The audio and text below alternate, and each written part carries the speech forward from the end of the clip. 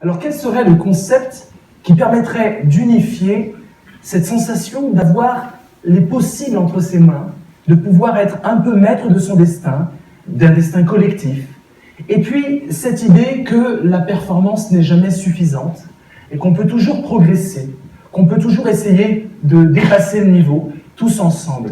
Eh bien, le concept est un concept qui est un grand mot de la philosophie, c'est le concept de bonheur. Le bonheur, c'est justement le courage de pouvoir être sincère, de pouvoir dire les choses que l'on ressent, de pouvoir faire ce que l'on dit et dire ce que l'on fait. Le bonheur, c'est cette quiétude, cette sérénité active. Elle est active parce qu'on sent que demain dépend de nous. C'est véritablement cela, avoir l'avenir entre ses mains. Les individus qui sont pleinement heureux et qui diffusent ce bonheur dans leur passion, dans leur travail, dans l'énergie contagieuse qui les anime, sont des individus qui sentent qu'ils peuvent prendre un peu leur destin en main. Le bonheur est une forme d'écosystème. Cette idée d'écosystème est une école d'humilité. Je dois pouvoir aussi m'effacer, ne pas vouloir imposer mes priorités.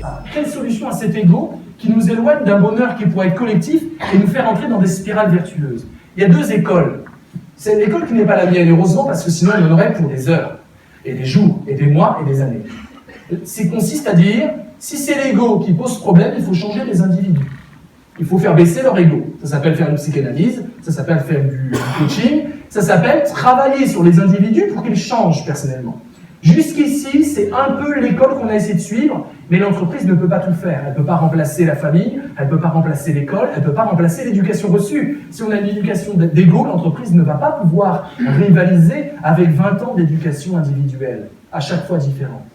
Alors l'autre école que je vous suggère, qui est une école tout à fait nouvelle, non théorisée, donc je lance là une hypothèse, je pense qu'on peut faire avec les égos pour peu qu'ils soient explicités. Je pense que plutôt que de vouloir changer les valeurs des collaborateurs, je parle des valeurs personnelles, mieux vaut les mettre sur la table et les assumer.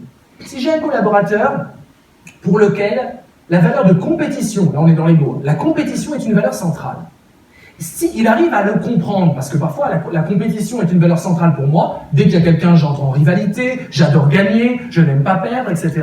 Une valeur d'onde de choc. La plupart du temps, je l'ignore. Puis on me dit en plus, il faut travailler en équipe, le bonheur est collectif. Et du coup, je vais raboter ma valeur, vouloir la camoufler, y compris à moi-même, en toute sincérité.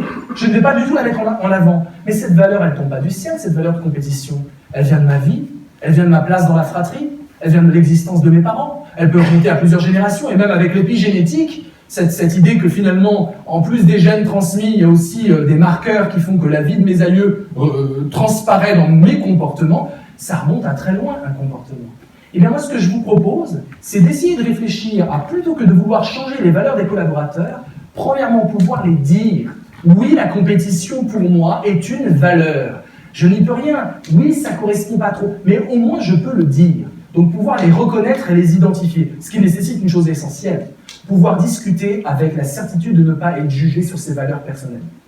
Donc la qualité d'écoute dont il était question tout à l'heure est fondamentale. Si je sens que je suis évalué à dire mes valeurs, je ne vais dire que les valeurs d'onde de charme. Oui, j'aime la générosité. Oui, j'aime l'excellence. Oui, j'aime la beauté, etc. Et cacher les valeurs d'onde de choc. Or, nous sommes tous aussi avec des valeurs d'onde de choc. Compétition, égocentrisme, illusion, simulation peuvent être des valeurs pour soi et des valeurs qui peuvent s'avérer positives dans le feu de l'action d'une démarche entrepreneuriale. Premièrement, donc, reconnaître les valeurs des individus. Oui, je suis dans la compétition.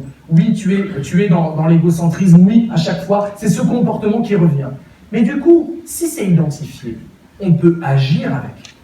Savoir que quelqu'un est dans la compétition, c'est pouvoir le challenger lorsqu'il y a véritablement une compétition. Savoir que quelqu'un est dans la compétition, c'est pouvoir l'utiliser au bon endroit, au bon moment, pour motiver des troupes, quand il y a des challenges, des défis absolument importants. Et c'est aussi pouvoir prévenir les conflits. Dire les valeurs de tout à chacun, pouvoir avoir une transparence au niveau des valeurs individuelles, c'est pouvoir créer des équipes avec plus d'intelligence relationnelle et humaine, et c'est pouvoir anticiper les conflits en disant « si je mets Martine avec Benjamin, vu leurs valeurs, ça va fighter », ou au contraire, si je mets Martine avec Benjamin, vu leurs valeurs, il y aura une osmose, ça va se tempérer et ça va être bien. Donc, l'idée n'est pas tellement de transformer les gens, mais de faire avec ce qu'ils reconnaissent d'eux-mêmes en toute sincérité. Voilà la sortie d'ego que je vous propose pour ce bonheur performance qui est la clé de la réussite.